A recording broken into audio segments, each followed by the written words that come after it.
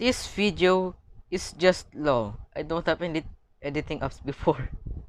So, let's make a revision. A more detailed. For today's video, I will share to you how do I make compost for my plants. Note that everything here is based on my experience. This is how I make, so you might disagree with it. Now first, let's know compost. Compost is basically decomposing of organic materials in which as it decomposes, it releases nutrients into the soil. Now that nutrients will get sucked by future plants or absorbed. Now there are two ingredients in composting. Ones are the greens. Those are materials that releases nitrogen, and browns which releases carbon. Now greens are kitchen waste, manures like cow manures, goat manures, vermicompost, and any other herbivore manures. There are also vegetable peelings, fruit peelings, weeds, and note that rice, anything that is oily and has bones are not allowed in composting because it will attract mice and cockroaches, so do be careful. Now the browns, they're basically paper, leaves, cardboards, and newspapers. So those are the things which we could use in browns. Now that we recognize what are materials and what is a compost, we need a container. We need a container to put our ingredients in.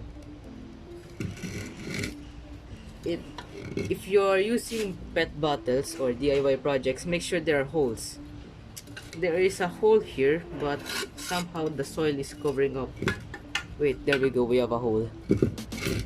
These ceramic pots are the best. However, plastics can also work because this actually retains moisture. I will also make use of my older compost. This compost, I recently harvested this. I will also add this because this already have nutrients and beneficial bacteria which will help the decomposing process. But first, before we add anything, we must put our browns. But it's also ideal to put a layer of soil.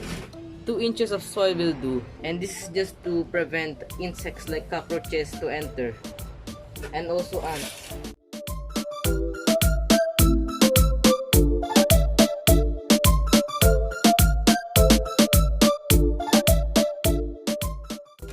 Now what are nutrients that we can get or the plants could get once we fertilize our plants with compost? It actually depends on the materials that you have mixed in. If you throw in some banana peels, it might boost the plant's phosphorus and also potassium. If you put grass clippings, more grass clippings, weeds, it might be rich in nitrogen, and thus the plant might grow some lush bushes. So first, we put in a layer of browns. These are newspapers. Old newspapers will do. But if you're paranoid of the ink, the toxic ink, you can use paper and also some leaves.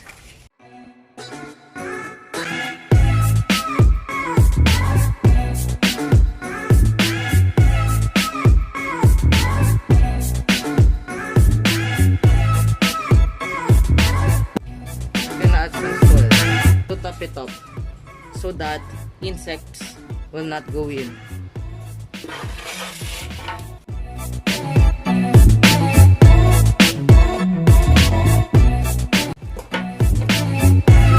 This dried up soil, it looks like a rock, but if you press it, it turns to dust. So just press them to compress.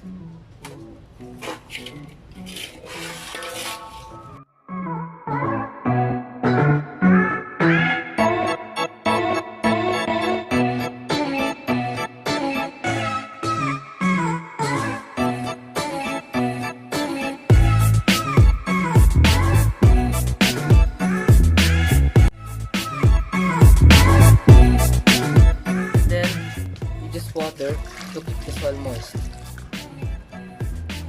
Now, when could we harvest the compost? When will all of the materials decompose? Well, after 2 months, you can harvest them. It's ideal to put them in shade because the nutrients will just evaporate if you put them into a sunny location. So, maybe I'll put it here. Now, the next video, I will share to you how I apply compost. So that's how I make my own compost. I hope you have enjoyed this video. If you did, consider liking this video. If you want to follow or support my channel, subscribe. And I'll see you guys in the next video. This is Akashal signing out.